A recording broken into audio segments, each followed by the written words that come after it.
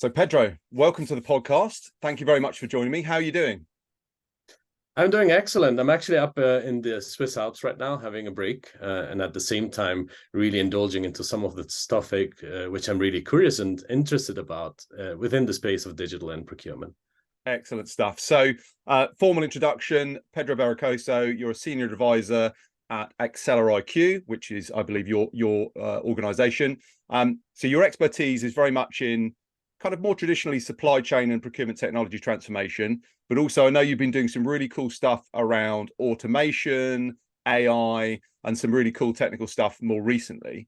So we'll get into that. In fact, you know what? As a means of introduction, to give a bit more further background on you and how you came in the industry and what you do, one of the questions I really wanted to get into, which we can fire into straight away, is around the evolution of supply chain technology. I was going to say procurement technology, but let's say supply chain technology to take it in that kind of broader context. I'd be really interested to hear your views on how it's changed in this journey from kind of very basic to where we are now with best of breeds and our technologies coming out left, right, and center, and a very complex technology landscape. Would you be able to kind of give a bit of an opinion on how this kind of technology has evolved, almost stepping us through how you've been involved in the industry at the same time? Well, and that's, I think, a good start as well for our conversation, right? Going back to where all things started as well for me in my career and follow along the lines of the journey of how technology evolved, which I've been very much tapped into ever since I started, obviously, very early on in procurement as an operational buyer. So just moving back into these times, I think it's going to be interesting as well to observe how the procurement function evolved alongside, be it supply chain or procurement. There was an evolution happening coincidentally with the technology as well becoming more mature, right? So if I look back at my early starts in procurement, I started in early 90s after studying business administration at a small to medium-sized company here in Switzerland, which was actually producing plastic components, right? And for me, the start within the space of procurement was actually a coincidence.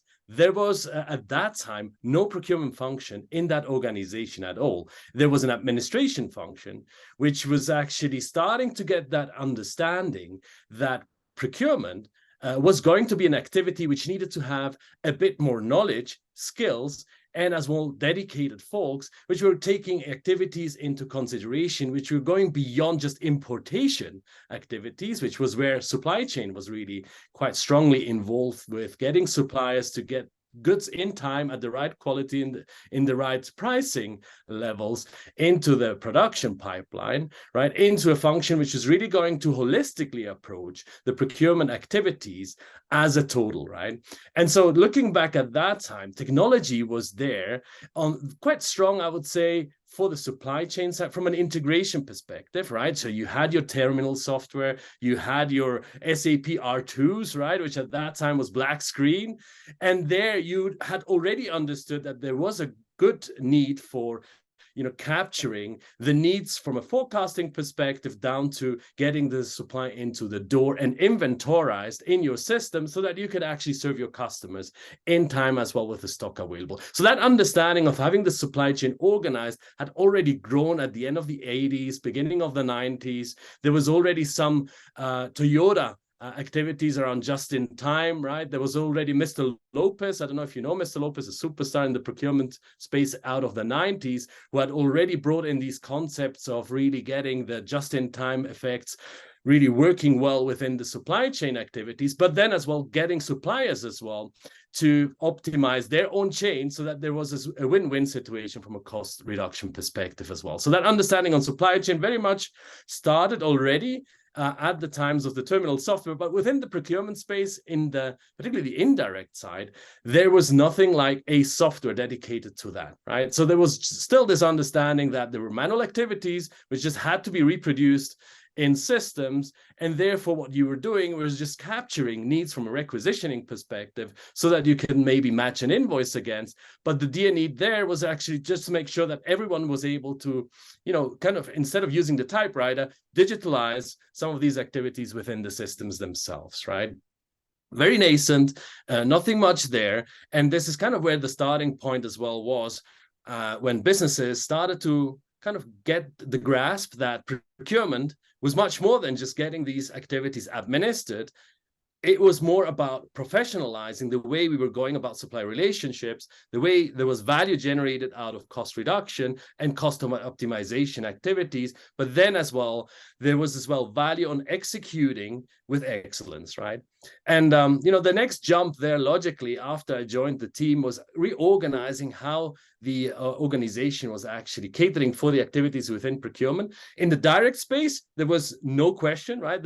Everything was clear, right? Everyone understood the importance of having goods in time and in quality at the right price, coming into the production pipeline. On the indirect side, it was an educational effort within the organization to really make sure everyone understood there was value there. And I was very lucky at the time when I joined the procurement team, right? I joined because I had this understanding that it was going to give me a lot of abilities in terms of capabilities, a lot of exposure as well, to suppliers, to a lot of the departments which I was working with, but at the same time as well, a growth path for me to, build in as well some of my curiosity around processes and technology at that time, right? And so with the manager I had at the very, very early start of my career, and I think this is still one of the fundamental, most critical things you need to have as a young starter, a good mentor, a good sponsor. I had the ability then to start actually working on some of the very early, or actually one of the first SAP implementations in Switzerland at the time, which was then getting me to bring in the knowledge I'd gathered from the operation procurement activities, from the strategic activities I was undertaking with suppliers, with the production, but then as well with the rest of the teams, into designing the new processes, which were then actually helping the organization to step up in terms of process maturity by bringing in now the indirect components and the direct components under one umbrella, but still in the ERP backbone at the time, right? That must have been fascinating for you to be in that early, to be really kind of like architecting that from the start. I must say, for me, it was a great opportunity offered by my managers at the time. And at the same time, I'd be thinking that I had just moved into the right opportunity space within the right time frame, right? And it was kind of the mid 90s, I would say, just before you had this big boom actually happening around the .com, right? It was at the verge of the .com bubble starting to rise up, right? And so it was all about solidifying with the ERP backbone, the activities around procurement and supply chain first, before then going into the next step, which was actually then starting off as well to leverage technologies which were actually available at the time, maybe not yet that mature, but they were actually already on the horizon as to changing and disrupting the way we would be actually executing activities within the supply chain space and procurement right after when the .com boom really started to happen, right?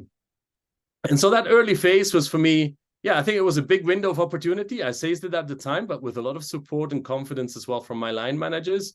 And, designing these processes at that time was still kind of a model where you had to look at the software and then you had to kind of tell people then as well what was actually feasible, right? And so that was actually for me as well an ability which I started to gather from a skill side perspective, which was having a dialogue about ways of working, but then as well, making sure that the technology could fit with it to the degree we could actually mend it, right? And this wasn't necessarily always a good fit, right? As you can imagine, and still isn't if you think about the whole totality of integrated suites and ERPs, right? There are always strengths and weaknesses in all of the configurations, which you then need to choose and make best use of, together with the process design, which is actually important for the organization then as well, right?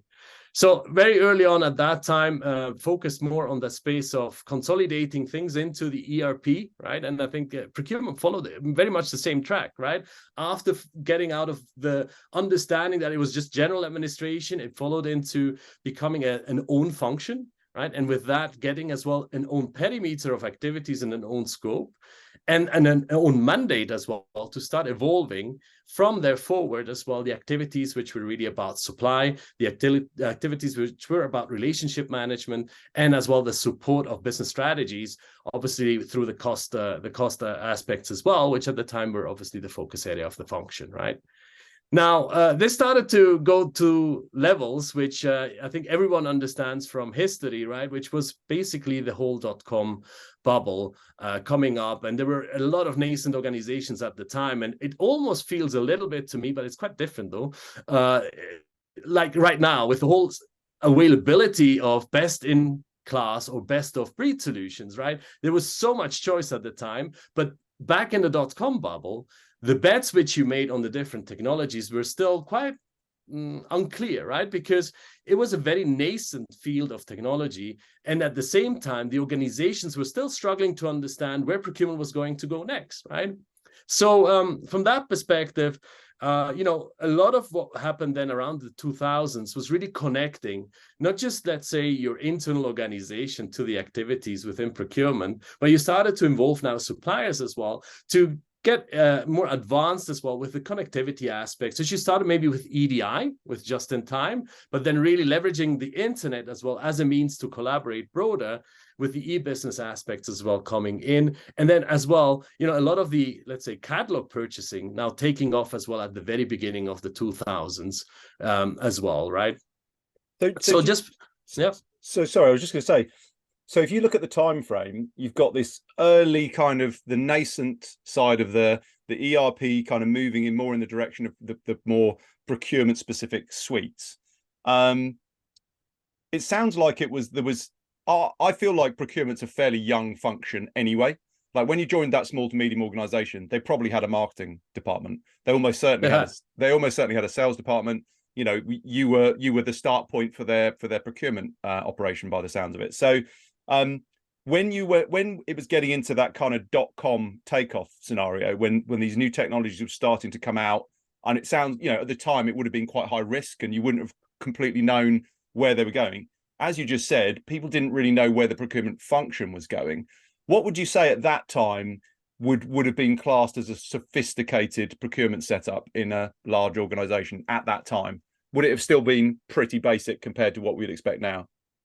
Yeah, and just to clarify a little bit where I was at that time, right? Because I think I need to add as well a bit of context that along the moves I was just describing, after my first implementation with SAP, I actually moved along into another organization, which at the time was IBM, right? So right. I then moved into the IBM organization with with an idea to professionalize as well the way I was actually learning about procurement and then enhance my skill sets as well with new technologies coming forward, right? So I actually stepped out of that, let's say, operational space within a small and medium-sized company, moving to a big organization where procurement was already existing, but even there, procurement was still, I would say, quite nascent, right? It was a function which was still finding its feet.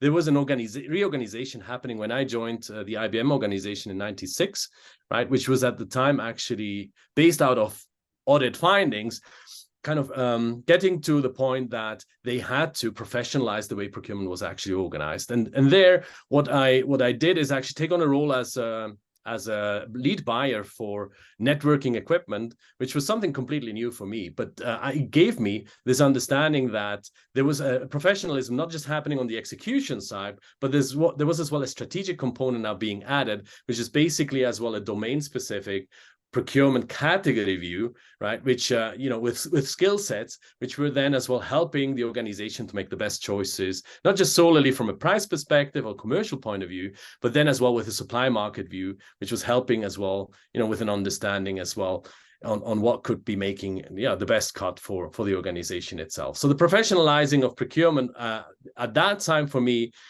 in that space where I was in, started off actually a bit differently, because there I had as well a big revelation, right? Basically, because coming from a small to medium-sized organization, a lot of things happen because, people, right? And somehow the integration between the functions is much easier. In a big organization, such as a big tech organization I joined at the time, procurement in itself was not yet really regarded as a professional function. There were pockets of excellence, right? But there was still a missing framework, which was helping the organization really to step up, right? And there it was much more about bringing a consolidation of spend first into the organization itself, right? By providing, clip level understanding with policies and guardrails, and then bringing along people into the process. And out of that, managing the process of the spend in totality and helping them with the compliance aspects, then necessarily stepping up in terms of maturity and now bringing in the new tech itself, right? So at that time, again, it was slightly different, but it led me then to take my next step just before that 2000 bubble in that sense, which was moving then into consulting, which was one of the areas I was evolving into, right? So just after my procurement experience and having had my first SAP implementations, being then as well with a big tech organization itself, I took then the leap to really move into business consulting and help people's organizations as well with process optimization activities within the procurement space, within supply chain, but then as well with the implementation of technology itself. And now coming back to your question from early on, and I hope we haven't forgotten about that question in totality, right? It was kind of an understanding that you have to be networked as a procurement function to really execute well, right? And I think this is where the dot-com bubble really made, not dot-com bubble, let's not just talk about it as a bubble, right? Because it was really a disruption on the ways of working, which was happening at the time. That connected business model, right, was actually really going to make a difference. And, you saw that from all these tools and new capabilities coming up where strategic procurement now suddenly had tools as well, right? You started to have tools there in the space of e-auctions, e-sourcing, first contract tools, right? Which were a little bit more than just a replacement of your Word documents, right? Because you now had an ability really to tender as well via the internet. You had an ability as well to scenario build your RFPs, and then be able as well to fast track as well some of your activities when you were assessing, when you were weighing, and at the same time we're awarding as well some of these contracts, right? So I would say that it brought along this connectivity, and it brought along as well this understanding that there's an ecosystem out there. You're not siloed as an organization itself. You're actually part of a bigger picture, and what you need to leverage is that big network to really make things work as well for the organization you're serving within the procurement space itself, right? So when you talk about this change that occurred, and I don't want to jump too far forward here, but I find it interesting because I was working for a tech business. I joined a tech business in 2000, I think it was, and they'd started in 95. Literally, tech boom was just starting, all went crazy. And it was brilliant. It was an amazing company to work for. I had a great time. They grew really successfully. We sold the business, and it was, and I went on to do to use the things I'd learned within that business to do lots of other fun things. So I appreciate the impact that happened around the rapid growth of the internet. I remember the CEO always used to say, when we started this business, there were 40,000 people on the internet, and now there's 400,000 visitors a day or a week or whatever it is. So when you look at the impact of that .com phase and the general growth of the internet, that precipitated a massive change. Do you look at what's happening now with, for example, the growth in the use of generative AI models? Do you see that as potentially being a similar step change, or is it maybe not quite going to be on the level of when that those first internet businesses really built that connectivity and that network effect? Yeah, and this is an interesting question, which I think many of us are asking ourselves. Are we at the precipice as well now with the new technologies which are coming in within the Gen AI space, as we had at the time of the internet bubble, at the time of mobile, right, which was as well a time frame where we saw a lot of models switching, or as well at the times of the cloud computing phases, which were a few years back already, but had some leverage as well, which was much more than anticipated. And I'd be thinking that the abilities or the capabilities which generative AI in particular is currently offering is something we've not seen before, right? Before that, I think what we've seen is enabling of businesses, which in the physical world, you could always imagine could be there, but now had means as well to be connected with all of the digital means which were available, all of the connectivity, and as well with the change of business models moving into virtual organizations as well, right?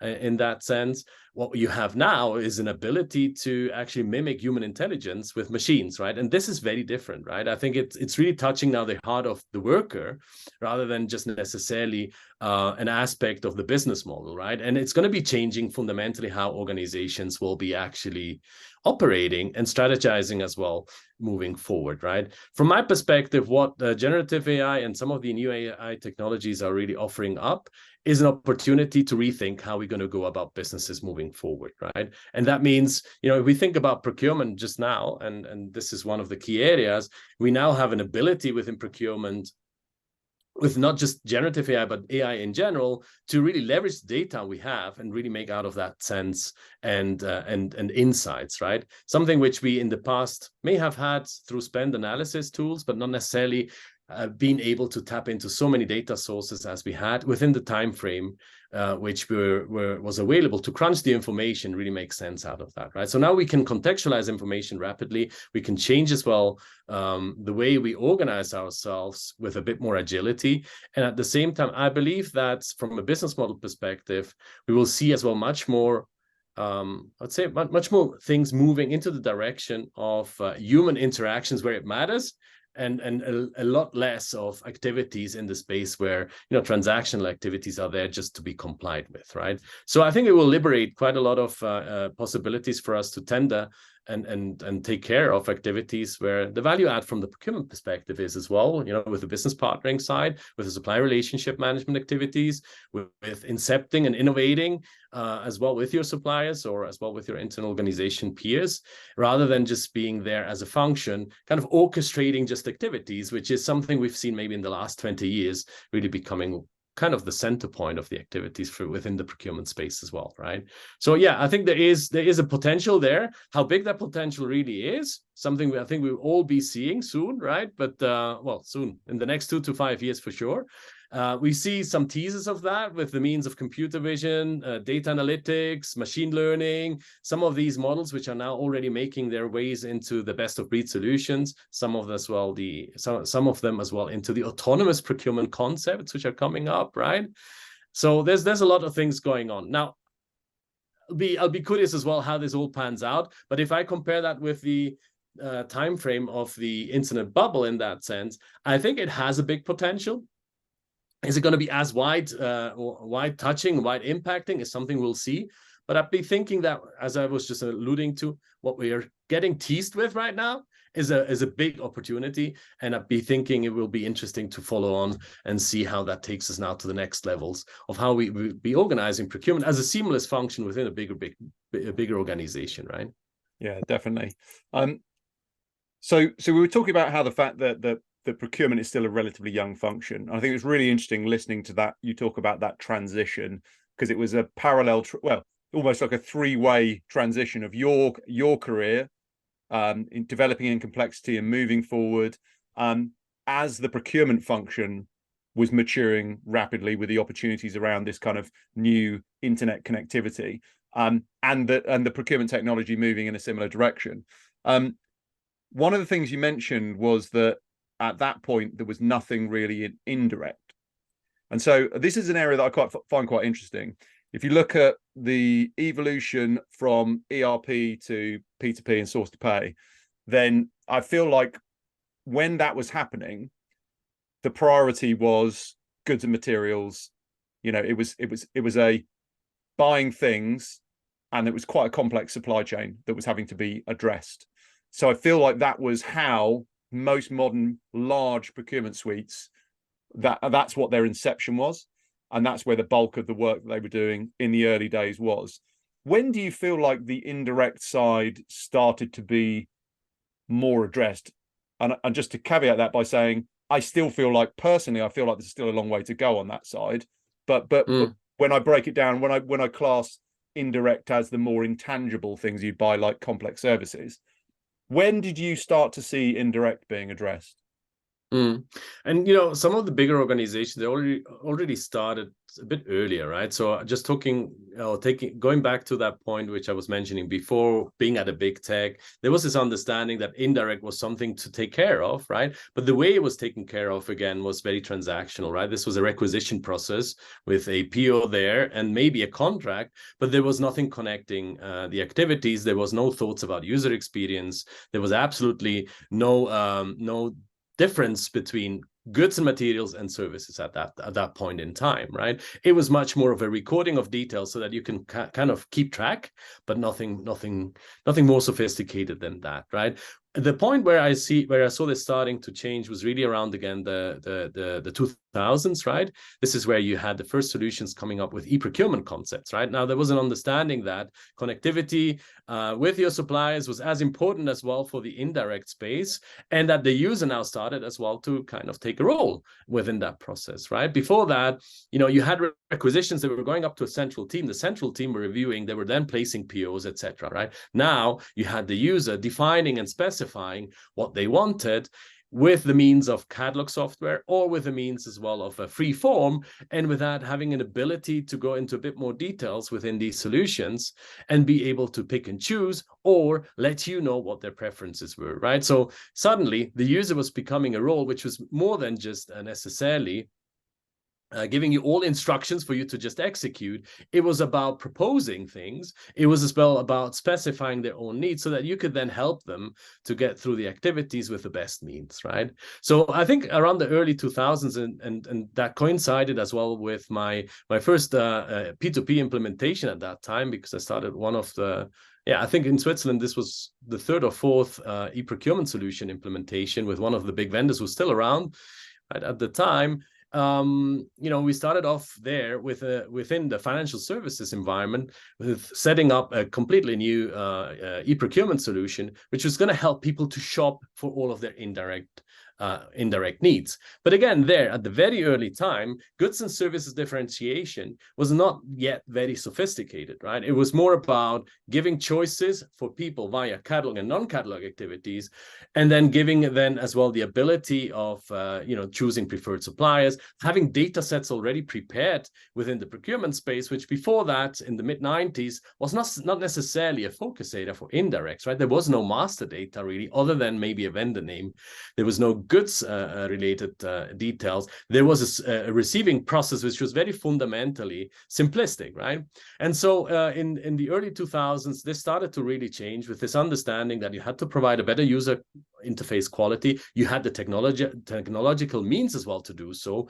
And then you were rapidly as well starting to look at integration abilities with your suppliers through networks, with the ability then as well to start communicating and exchanging information, validating information, but then as well having a good understanding as well on how you would intake your receiving details and your invoices as well, right? So that evolution around the early 2000s is what then started to, you know, from individual modules, right? E-sourcing, e-auctions, e-contracts, P2P, right? Started then over the years to evolve into integrated suites, because there was a good understanding that whilst we were catering now for different personas within the procurement space, because, you know, e-sourcing and e-auctions and e-contracts usually focus more on the procurement professionals, you would having the P2P suites more on the end user side, right? And the operational procurement activities. You now have this understanding that this all had to be brought together to work in a much more seamless manner. And this led then to the evolution in the early 2000s, or no, I would almost say like the 2010s, into the integrated suites, which you or which we currently still are evidencing. If we look at a lot of what's happening in the market, right, it's still quite the backbone of many organizations when it comes to procurement activities, right? So there, looking at the services component part early on, you know, there was nothing really big gathering for services, and services procurement in itself has a very specific need, right? And that need is not necessarily counting physical goods and inventorizing them as we have in the direct space, nor is it really about executing seamlessly as you do on the indirect side, so that you don't almost notice that you have actually done something, but it's really about catering for business needs in the right manner, with a specification which evolves potentially, right? With a network of suppliers which is contributing with their hours of services, their work efforts, and as well their SOW, which is backing usually the executional activities, but then as well understanding how you receive, how you accept, and how you then govern as well that level of service confirmation, which you need in order to then as well do the activities around the invoicing space, right?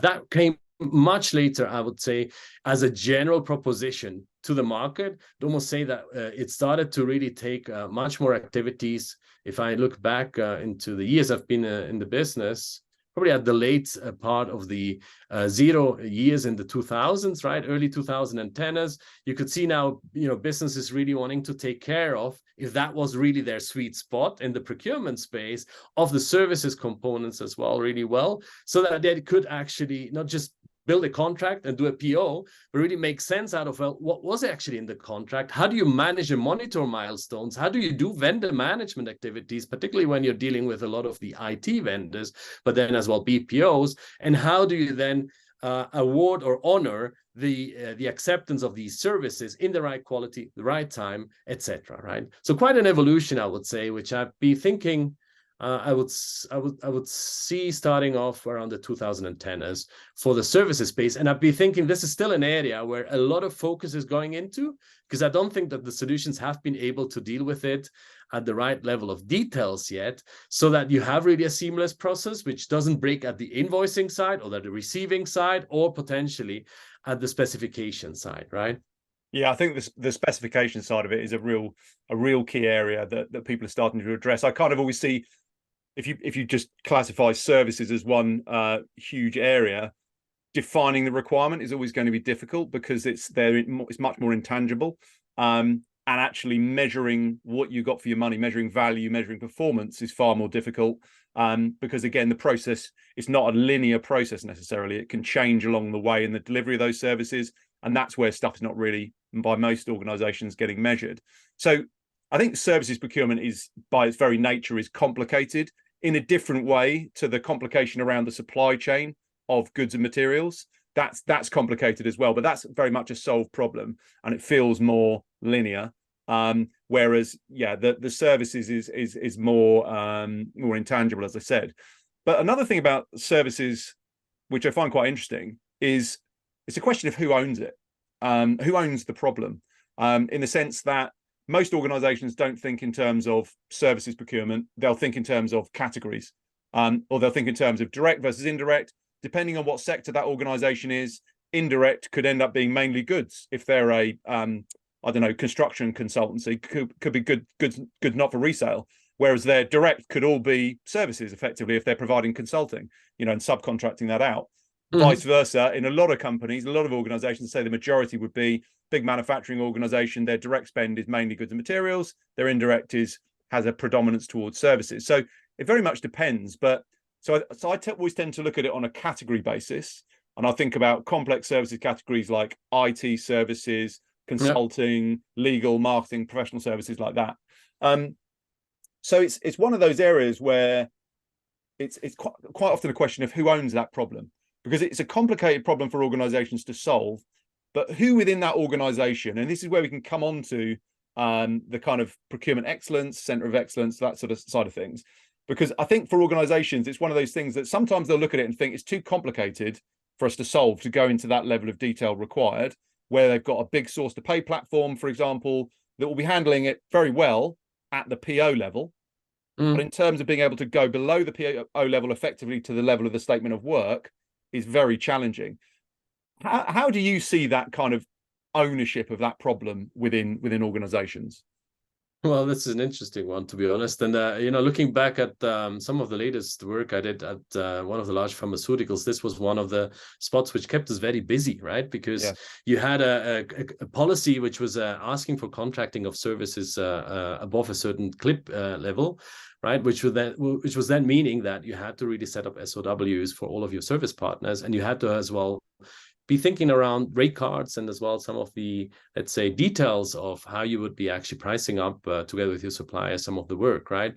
And normally within the services space, what you'll find is that there is quite a collaborative aspect of work needed, right? So there's a collaboration between the teams which are owning, let's say, the end result of the services, if you want. For instance, if you're talking about marketing, you may have teams in there which understand totally well how agency work gets actually conducted, right? Not just how you tender and then actually award work to an agency, but as well how an agency works itself. And then you can construct with that as well better SOWs, which will then help you then as well within the procurement space to execute, right? From my perspective, it's almost like a good way to get hold of this problem is to make sure that you do have representatives within the category space almost embedded as part of these functions where services are becoming really a big need and where there are the sweet spots of the organization. As I was just saying in pharma, for instance, right? Marketing services, very, very important. Meeting and travels and events, very, very important, right?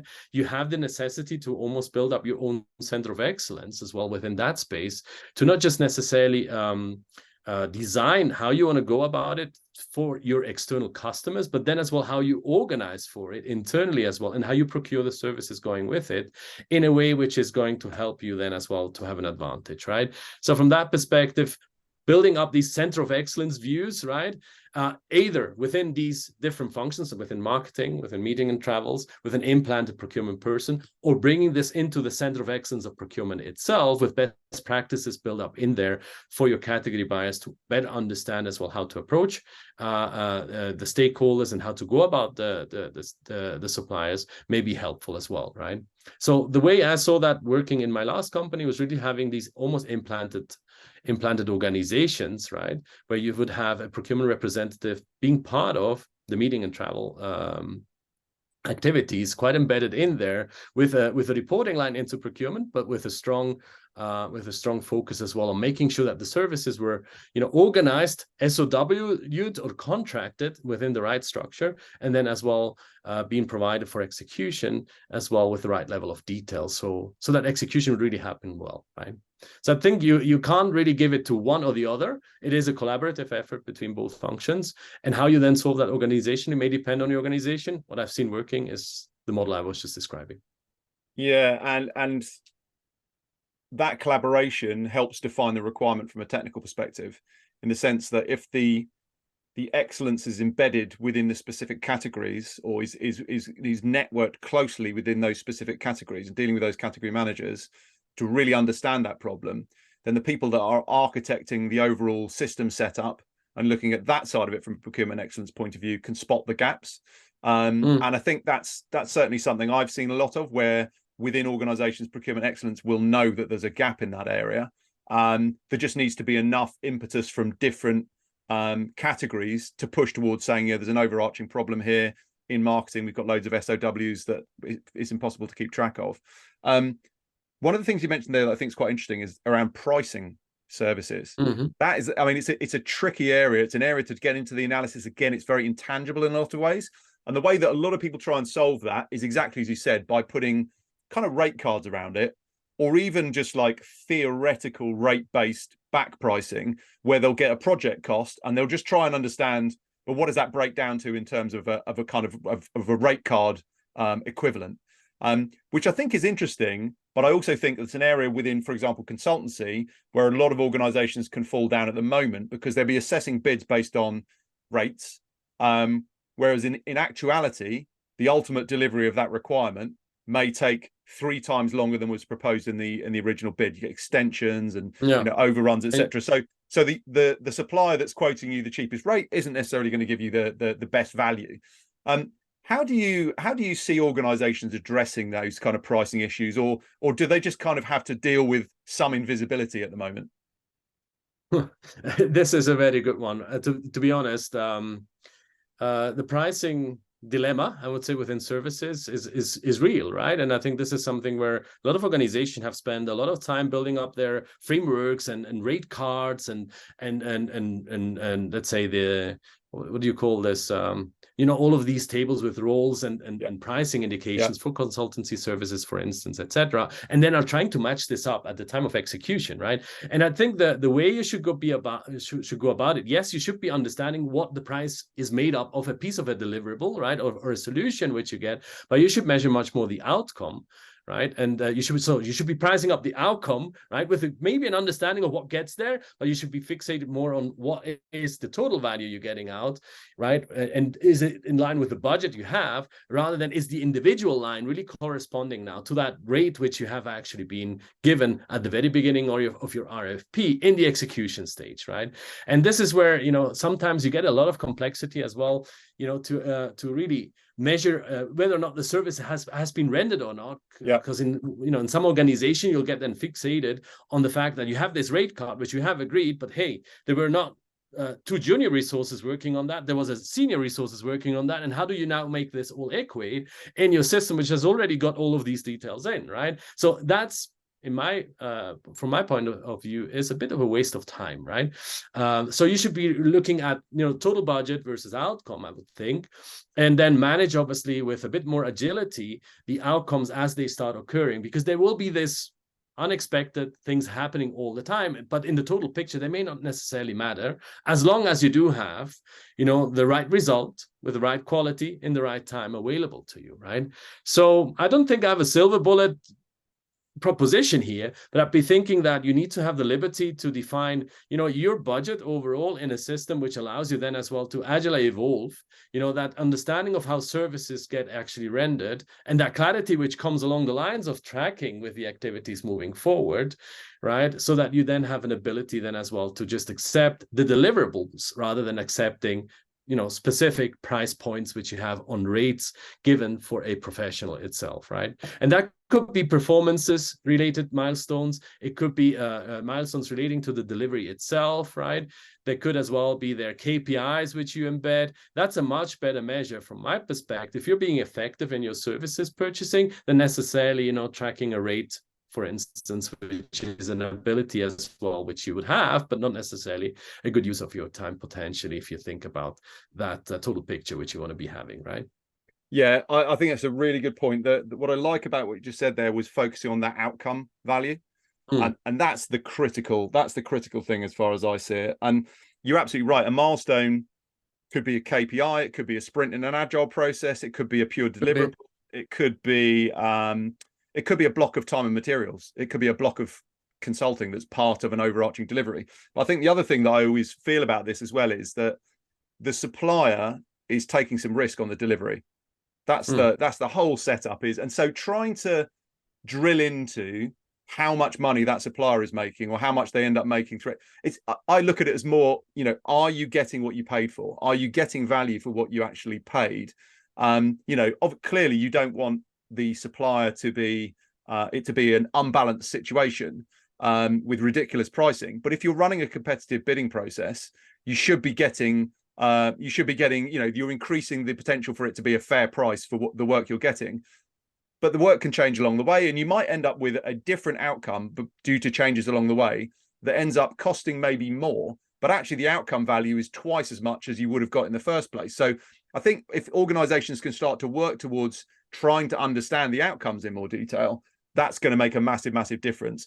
But I do think that is very, very difficult for most organizations if they're not capturing granular information, and also if the requirements aren't defined effectively enough, and if the changes aren't captured effectively enough. Because I think, one of the things that I'd be interested in your opinion on is whether companies are willing to and ready to start really looking below that PO level yet. Because for a lot of organizations, they see that as it's too complicated to go below that. Whereas there are things happening in the market now, technologies available that do make that possible, but it does require a little bit of change management and the desire to really understand what it is that you're receiving and what it is your suppliers are actually doing for you. But do you think for most organizations, they'll still be in a situation where they're happy at that kind of PO level of information? Well, and probably depends as well on the maturity of your procurement organization, right? I think, procurement organizations have been maturing in the meantime. There's a lot of good category managers, to be honest, right? I've been working with excellent professionals in the space of IT procurement, for instance, right? And, they were relentless, right? Wanting to understand all of the details which were underpinning a contract, right? Which were underpinning the delivery, which were potentially then as well comparing points with other vendors, right? And seeing then as well if they could leverage as well out of their understanding as well with better ways to go about tenders they had in the market by, for instance, building these models from a cost plus perspective or from a milestone perspective, etc. Right? So now, is there any organization, or is this going to be kind of something which every organization will evolve to? It probably depends a bit on how important, again, the emphasis on services is in that organization itself, what type of organization you're really dealing with, and therefore how much detail time you want to spend then as well in understanding the delivery of, let's say, these milestones with let's just take another example instead of always going for IT, right? The real estate BPO, right? Or the service provider, which you have in your facility management organization. Is he actually really truly doing what you have in the contract? Or are we still having kind of, activities where we would be requiring for us to monitor better the performance or monitor better the contractual adherence so that we can as well out of that get a better value and a better development of that supplier to serve us better, right? So from that perspective, I think that all organizations should have an understanding for their core services to really go a level down and have a better understanding of what is actually being delivered with the contract which you have engaged with a supplier, right? And if that's in accordance or can actually be optimized further with a better detailed understanding of what's going on via your spend, via your potential comparisons. You could maybe deal as well with AI, right? Where you can maybe compare as well some of the points between the contract and as well the execution side and some of the timing as well of, or time blocks you have as well in the system as well, in case that is needed, right? But that really depends on the maturity, right? So an organization which barely is convincing their stakeholders that they have to exist will probably have a different problem statement than an organization which is already mature, right? But assuming now that in the 2020s, we are facing most organizations within procurement to already be kind of accepted and professionalized, I'd be thinking there should be a strong interest as well to manage that component of spend much more in detail, because there's a lot of loss of value possible if you don't have a good understanding, how the execution happens, how the adherence to contract happens, and if there's potential as well for further improvement of the services you're getting delivered, with the insights you're generating yourself on your acceptance, on your experience, and then as well on the customer feedbacks you're receiving, right? Yeah, absolutely. Totally agree. Just coming back to the procurement excellence side of things. Yeah. So we talked about how that can effectively be networked within the procurement function and having proper liaison with category expertise. But in a lot of cases, procurement excellence, center of excellence could be seen as kind of controlling the process, and kind of being the custodian of the process. I think I've heard you mention before, like stage gates and things like that. Where do you, and obviously policy, but where do you see that kind of center of excellence capability moving in terms of enabling that organization to push more innovation? Yeah, and I think this is an evolution as well, right? Because I think the first step is to, just be having that opportunity to create a procurement excellence team itself, right? And most organizations by now have adopted a model where they really want to take advantage of a team which understands best practices, understands ways of working, understands how to set up good guidelines, and maybe as well support activities with change management or project management expertise in order to move forward, right? But you're absolutely right. I think there's been an emphasis really in these teams, and I don't want to generalize, but at least from what I've been observing, that there's a lot of focus on process orchestration, process custodianship maybe, but there's less of a focus on supporting organizations to take advantage for strategizing on the category side, or potentially as well at enterprise level, with an understanding of what's going on in the supply market and the innovations which potentially can as well be leveraged if you will bring them in to the focus as well, right? So one area where a lot of innovation is currently happening, and this is where process excellence and procurement excellence teams really could as well play a pivotal role in my point of view, is ESG, right? There's a lot of things going on within the environment supply, and what? ESG, What's that, G? environmental social governance, yeah. Thank you. Absolutely. Thanks a lot for that, right? And if you don't have a dedicated team for that already, right, I think usually you'll see that in the procurement excellence team will first step in, right, and actually start as well uncovering of what are the needs actually with regards to reporting first, right? What is there from a process side? But now, most importantly, what are potential innovations in the market which could be leveraged? So building out that view that procurement excellence is not just there for custodianship and insights and standardization of tools and methodologies, but can as well help beyond that go into innovation by scouting new technologies, by looking at ways of working with some of competitors maybe as well, right? By benchmarking with Hackett and some of the other big names, right? Is actually quite a powerful means as well to take advantage of that function, you know, building out innovation processes itself, a portfolio of opportunities, which then can be fitted together with the strategy the organization actually is following, and then helping the category managers as well to, you know, find these opportunities and bring them into view for the activities they have around building out their category strategy specifically, or the relationship with their suppliers, which they could as well be moving into. So innovation is becoming quite a big theme, particularly for procurement excellence team. It's a capability topic as well, not to forget, right? The procurement excellence teams usually have as well capability building activities. So building in innovation into the excellence team itself is a first starting point, but then disseminating and diffusing that innovation capability into the rest of the procurement excellence team as well, quite important from a literacy perspective, from a learning point of view, and then bringing in these innovations from the market, for me, would be a great extension of what a procurement excellence team can actually deliver. And this is where I think most organizations would need to evolve to, but not necessarily are yet on the journey, right? I think there's still a lot of focus on the custodianship components, compliance, potentially then as well serving out, depending on the scope of your excellence team, with data and analytics activities, right? But bringing in that view of, you know, process innovation, technology innovation, supply innovation, and then building that diffusion mechanism within procurement, I think that would be a great use of the time. Yeah. Yeah, I think I tend to judge the maturity. I use it as a strong indicator of the maturity of a procurement organization within a company is where their procurement excellence function is.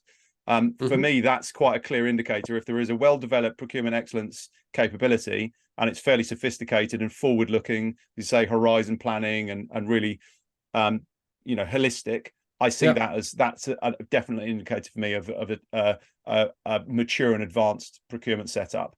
Obviously, there are other indicators as well, but I personally find that to be quite a good one. So bearing in mind the opportunities out there for innovation, some of that sits within the technology that's available.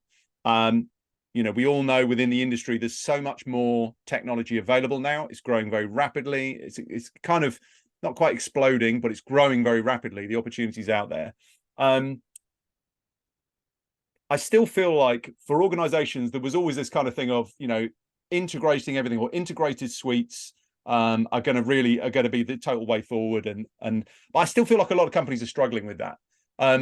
Where do you see that kind of digital procurement setup as far as making everything come together and make sense? Where do you see that in the market?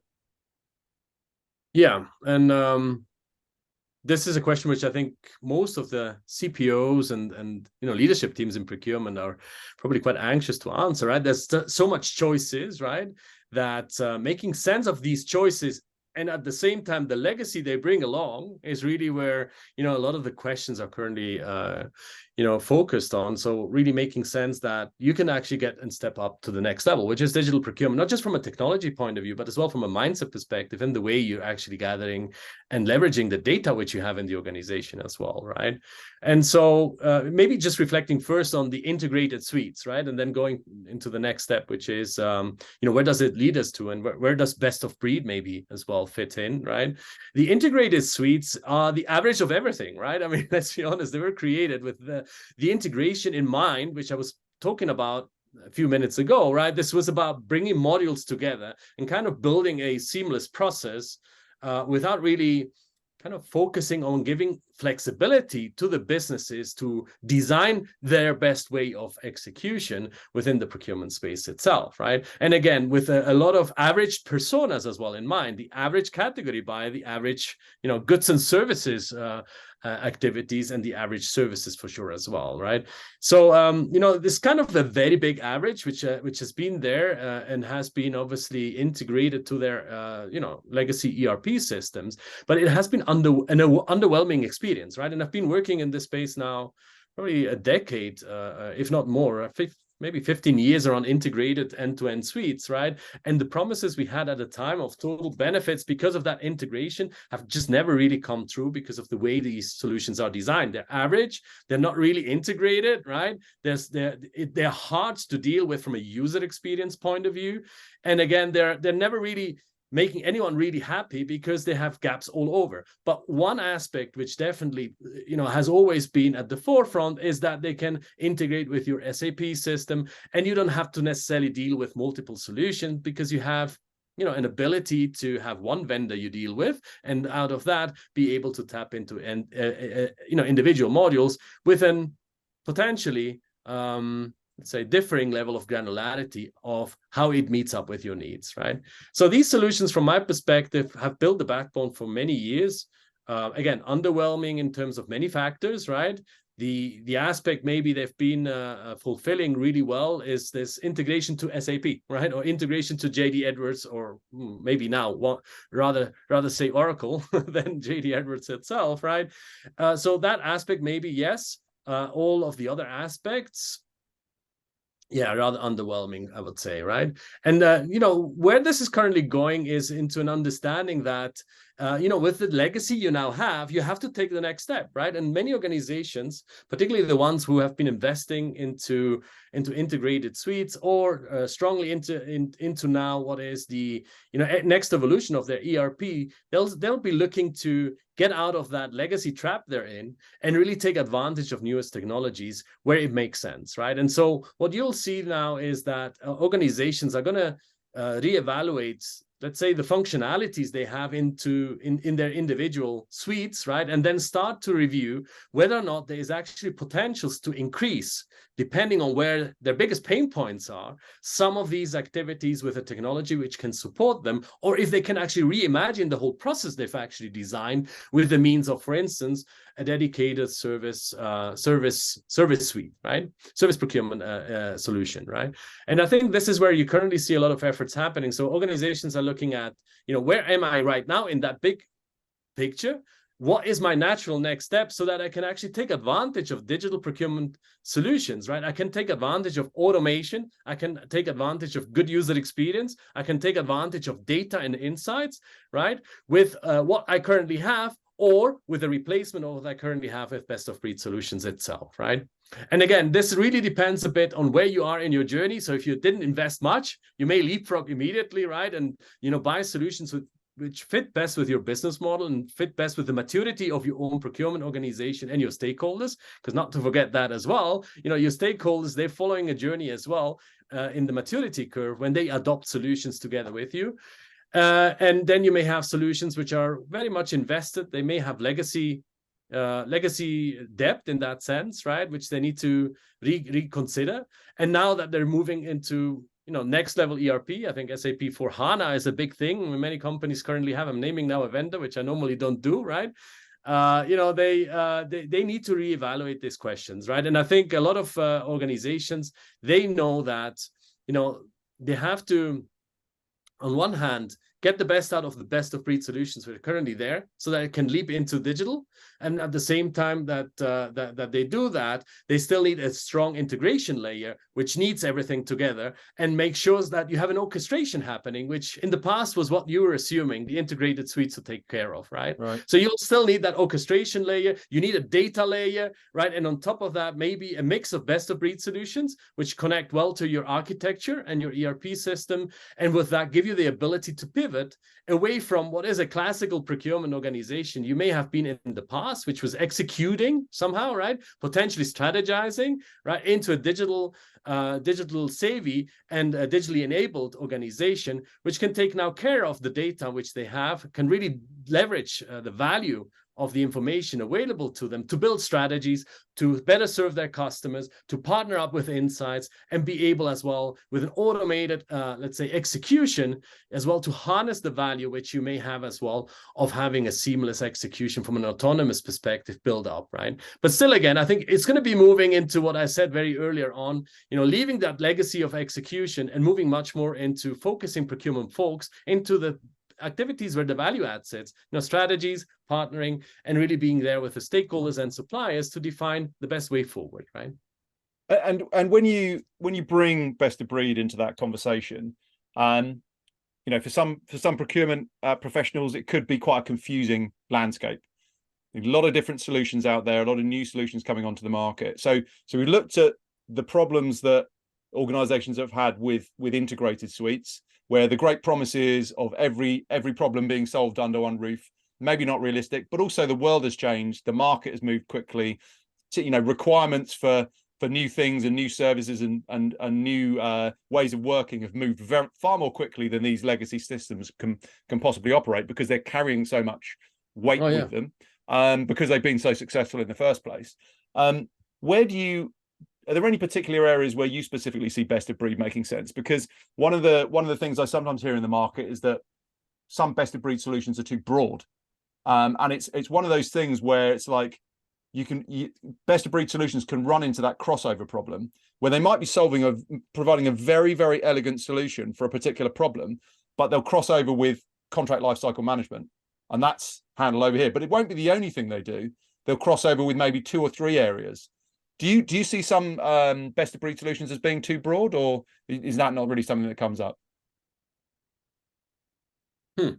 And there are these solutions, right, which are trying to satisfy needs which are outside of the remit where they've been invented, right, or where they really have their sweet spot, because their customers usually ask for a bit more extensions of functionalities, and that goes then a little bit beyond of what actually was the incepted idea of what a best of breed solution should bring to the table, right? Yeah, your customers will definitely, we see that absolutely. Your customers can be incredibly valuable in helping to shape the most effective solution, especially in new and innovative areas where it's going to benefit them and it's going to benefit other customers. But absolutely, you have to have a really focused mindset within a step up, scale up tech organization, especially as it's evolving so quickly, to not get dragged down a path that then becomes cumbersome and ineffective. I always like to think that it's really drilling it down to getting the maximum value from the minimum amount of change and the simplest solution. But that is a hard thing to achieve. And to be honest, I had there's a bit of an excursus now, right? But maybe 15 years back, just to give you a quick example, there's a very successful best of breed solution right now in the market.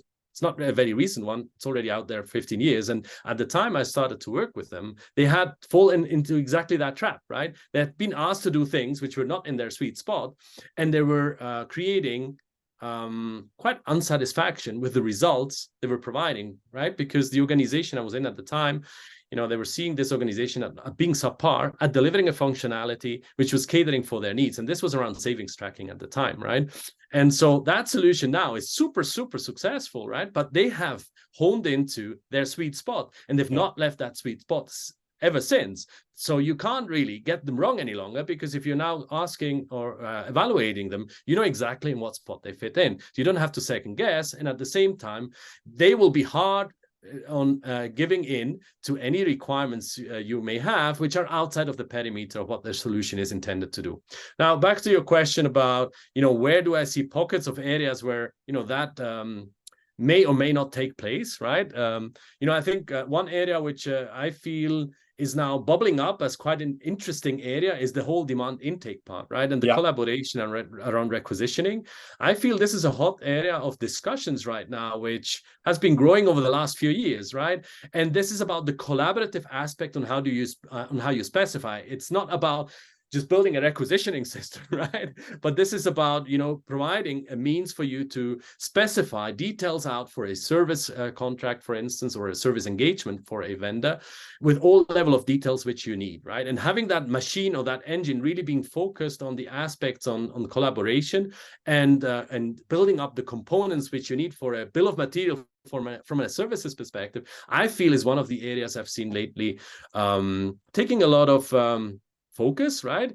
And where a lot of best of breed solutions are now really zooming in because they understand that this is a pain point which has not been solved by others yet well, right? So I'd say that this is an area where I see a lot of focus right now, and there could as well be a good interest for people to look at if that is their pain point they want to solve within their procurement stack, right? And they want to be really making sure they evaluate as well the possibilities which are there. And again, there you may have now a mix, right? There are some companies who do that as part of their end-to-end suite, right? So I know some of the more recent best of breed solutions, they started there and now they're evolving up the chain, right? Whereas I think what they should probably do is focus first on getting that really to excellence, right? Doing that foundational work really well, and then extrapolate from there what is another problem they may potentially want to solve, which has a similar adjacent pain point, which they can sort out, right? And not necessarily mingle too much away into areas where others may have already been leaping forward with other type of technology support, or potentially as well with other concepts, right? Yeah. Sorry, carry on. So that's one area would be, I think I'd be probably thinking this is where you want to take a look at best of breed, but you want to be as well making sure that you don't leap away from their sweet spot, right? Other areas, I'd say there's a lot of buzz right now around ESG solutions again. So we were just talking about it. Maybe I get it right now. It's environmental, social, and the G is government, right? Governance, yeah, I believe, yeah.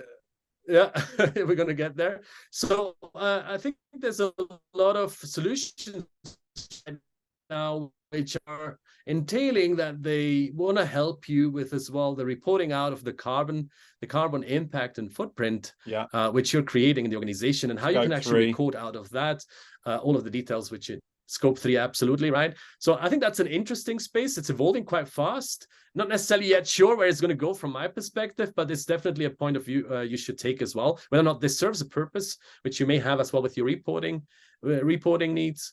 And other than that, I'd be thinking that one space which I see always very convoluted is the contracting space, right? Sorry to say that. I've been going through phases of contracting, integrated, non-integrated, right? And I think this is an area where together with other teams in your organization, be it legal, be it marketing, etc., you probably will need to rethink, how's this best set up? Right? Does it need to be a best of breed solution from a procurement perspective, or is a legal point of view needed, which is going to give you then the leverage you need for managing contracts in a much better way? So that is an area which I would be almost anticipating you need to do much more diligence, because it may not necessarily be that the best of breed part is where you are looking at it from a procurement angle. The best of breed part may be actually potentially somewhere else, right? And this is just something which I'd be calling out as well. Yeah, and then I think, the whole user experience discussions, right, is an area in itself. And this is something which, just coming back to integrated suites, right, which is one of these selling points, which have never really come to fruition. And you're absolutely right, or you were absolutely right before. The technology wasn't there either, right, to do all of the tricks which people potentially were anticipating. This Amazon-grade view, right, which everyone was raving about, was just not feasible, let's be honest, right? It wasn't just there. And now it's becoming again center point of many conversations, right? Nowadays, people are less eager to accept any bad user experience, right? You're designing processes nowadays for users. You're making sure that usability is at the center of your experience you have in the technology side, but then as well that you have the right engagement with people in case problems arise, right? So designing a whole ecosystem of support as well around it, which goes beyond just a simple user interface, right? So again, that user experience component is again coming up to, or is actually surfacing up as probably one of the strongest points of conversations right now in the organizations I'm dealing with, right? So in the teams I've been talking to recently, and at the clients I've been supporting as well within the last 5 years, right? So how you get that right is something which a lot of people are currently scratching their heads on, right? Because again, it's a combination of things, but the whole technology part is a very strong component, and this is probably where I think the whole digital procurement activities, right, which we all talk about, right, play a very strong role, right? Because now with generative AI, you have an ability to build up engagement channels with your end customers in your organization, where they can self-service themselves in a much more sophisticated manner than traditional chatbots would do. And at the same time, you would have an ability then as well to provide insights to information for the user to have a much more personalized experience, right? And for you then as well to be able to be engaged in case it matters, right? So the whole engagement of your end customers or stakeholders with the new means you have around generative AI and just generally with automation is just fantastic, right? And I think this is, again, combined with the whole user experience pain point, an ideal area for CPOs and the leadership teams to really put their fingers on and really start to understand if that is a point which potentially could elevate up their maturity, but then as well the maturity of the rest of the organization if they close out that massive pain point, which leads to a lot of frustration in the engagements and probably as well a little bit of the credibility or acceptance levels as well, right? Yeah, I think the point you raise around user experience is a very interesting and very relevant one. For tech providers, it's basically table stakes. You've got to have a fantastic user experience if you want to Absolutely. be able to succeed in any way. And I think we've seen some interesting stuff around the way that different technologies can be integrated to create a good user experience. And sometimes it's as simple as leveraging things like existing single sign-on, existing two-factor authentication. When a user first uses a system, they don't have to create an account. They're just coming straight into it. Maybe it's a white labeled experience. So they might be navigating through different systems, but it doesn't matter because it's just different screens. So I think there are, in some ways, it's not as difficult to achieve as organizations might think in the outset, but it needs to be planned properly. And I think that's a good point. I think you have to anticipate that journey and you have to plan for it, right? I think that is a turning point, I think, in many organizations as well, to first accept that there is a journey to look at, which is an end user journey, not just your professional procurement buyers, which you need to cater for from a usability perspective, but then as well your stakeholders, right? And just having that understanding is already a good starting point to then get into the next level, which is unlocking simple, scalable factors first, right? And then giving a bit more delight over time as you evolve with your user experience journey, right? Yeah, definitely. So just to kind of wrap things up, the last topic I'd really like to dive into in a little bit more detail is around AI and automation. I know you've been doing quite a bit more recently around that kind of automation and some of the new technologies coming into the market. It was interesting what you were saying about scoping, intake, requirements generation. I mean, I think that what I was going to ask you was, where do you think companies can most effectively leverage AI? If it depends what type of AI you're utilizing. If you're utilizing machine learning, then the kind of quantitative analysis, there's a massive amount you can do with that, which is really, really interesting. But the large language models have changed the game completely. And the crazy thing is, it's only really within the last 9 months that it's really come out into the market. And I was listening to a podcast the other day, fairly technical podcast, which was kind of going a bit beyond my capabilities in terms of the AI conversation. But it was really interesting to understand how these current large language models, they came from stuff that people didn't really expect to work in the way that they do. It was almost a surprise for the organizations that were really at the tip of the spear with this as to how effective they've been. So it's like people have been building up and building up to this for 20 plus years. And then suddenly there's a really effective opportunity. But one of the so scoping is brilliant for using those large language models where you've got this massive amount of information, and if you can guide those tools in the right way, if you can interface with them in the right way to explain the context by which you need that information, they're actually very good at providing that. But another area that I think is quite interesting is things around qualitative feedback. So, for example, if you look at the way that Bing is using, Bing Chat or whatever it's called now, at the top of the search results on Bing, where they've got the Chat GPT interface in the background, that kind of summarization has some real potential within, for example, qualitative feedback. You get lots of different feedback from lots of different people on how a supplier has performed. What you actually want is a summary of that somebody can read. Where do you see the opportunities for organizations to really leverage AI at the moment? Yeah, and I think you're spot on with regards to generative AI, right? And it is almost a landslide, right, for a lot of organizations which have been working on these large language models to realize how powerful they've actually become as well to enable organizations now with capabilities which are cognitive, right, and to many ends as well creative to some degree, right? I think it almost begs the question then what creativity really then is, right? But these new capabilities are actually opening up opportunities. Besides the fact that you can maybe specify your needs a bit better because you have an interaction dialogue with an agent, if you want, or the co-pilots or the chat GPTs of the world, right? You have an ability maybe as well to support your tendering activities by building up tenders for your suppliers in a much more rapid way, but then as well evaluate the results around criteria which you ask the machine then to summarize for or to watch out for and then bring back into evaluation, right? So what I see is that these solutions will have an ability on one hand to help you with a lot of consolidation of data, right? And with that making sense out of the data which is out there, and that could be very extensive amounts and volumes of data, right? One of the organizations I'm recently been working with is actually looking at consolidating details out of audit reports, right? Which they need for compliance. And these audit reports, they are 80 to 90 PDF pages, right?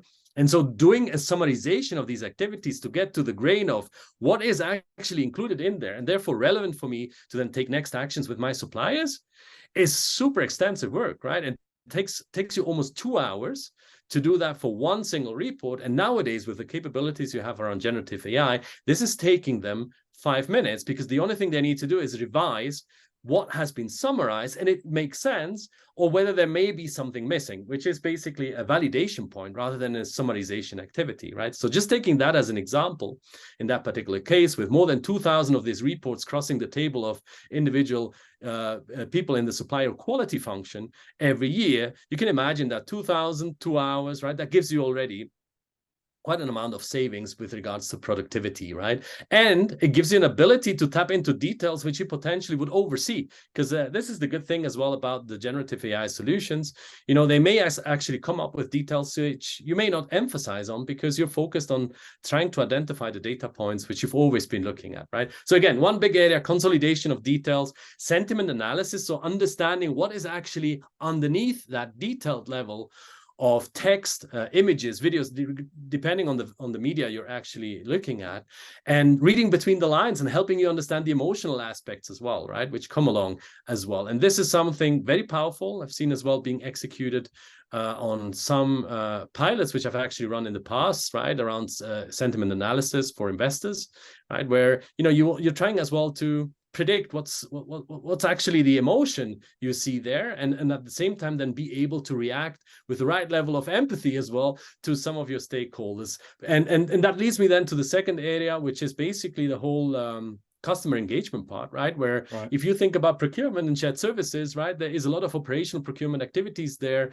which are connected as well to the help desk. They're connected to your support teams. So better understanding the feedbacks coming from your internal customers, and then be able to offer a reaction because you've studied their sentiment, because you studied their problems, and because you can better predict what the next solution is in a much faster time and in a much more adequate way, is actually as well going to be quite a fundamental change, I would say, in the way you can elevate as well your customer experience as well, right? So we talked about content consolidation. We talked briefly about customer customer support in that sense, right? And then you have as well a lot of creativity which you can go about as well when it comes to, you know, building out frameworks and solutions, potentially as well simulating scenarios on your category side, right? So providing a generative AI solution, different scenarios, and then making sure that with that solution you can then cross-check and validate, and maybe then as well differentiate out these scenarios according to criteria, I find to be super powerful as well. And then as well, you know, building out your negotiation strategy, right? And this is something which I'm hearing now a lot of organizations talking about, right? They talked about procurement excellence, centers of excellence in the past, right? Nowadays, I'm hearing as well organizations talking about negotiation center of excellence, right? I think there's this realization that these new technologies, they may actually help you as well to gain advantage by being better positioned to negotiate with your suppliers based on, for instance, the data you have, based on, for instance, the generative AI capabilities, which could support you as well with the strategies you can build as well for negotiations. And then as well, the scenarios you can play across in order to make sure you get the best leverage, right? So I think these are just three key areas I see immediately coming up. And then there's the traditional aspects you were already talking about before, right? The machine learning, predictive analytics aspects, which, you know, I've been reading lately as well, is probably one of the biggest leverage points which organizations are still looking at when they think about digital procurement. They're still thinking first about digital in the sense of data analytics, right? Because that's where you've seen most of the progress. Second, maybe process automation. And then thirdly, then artificial intelligence, right? But again, that landslide we're seeing is again, as I said earlier, a teaser from my point of view. So I think there's a lot of opportunities and a lot of you know, shifts which we could see procurement taking now. It's just a matter of getting started. And I think this is where, you know, I'd be hoping that every CPO currently at their table has got a big question mark, which is how can I take best advantage of all of these new solutions to elevate up the capabilities of my procurement function and as well my people, right? And I think that should be kind of that question number one, which people should go after their business as usual activities obviously are closed out. I like it. What a great time to be involved in digital procurement. Absolutely. I think it's a pinnacle time, right? I think it's kind of that I think you talked about before about precipice, right? Yeah. And I think it's a turning point, right, as well for procurement and all of the folks who are involved in technology at this stage. Yeah. Well, listen, I think that's a great point to end. You've very nicely summarized it there. How long are you going to be in the Alps for? Are you going to be there for a little while longer before you have to get back to the business as usual? I'm very jealous of you being in the Swiss Alps, by the way. It sounds lovely. Well, it's a bit chilly, but it's actually it's very pleasant to be up here. I'll be here for another few days, and then I'm going back slowly into my business as usual, right? I have a client projects to attend, so therefore my vacation is going to close off soon. But hey, I'm taking away as well a lot of inspiration from not just the Alps and kind of refreshing and relaxing, but as well from some of the conversations I'm having like this one here, right? Well, listen, I really appreciate you taking the time while you're on a break to join me for this conversation. I really enjoyed that. Some great points there. And yeah, I hope you enjoy the rest of your break. Thank you very much. Thank you very much, Johnny.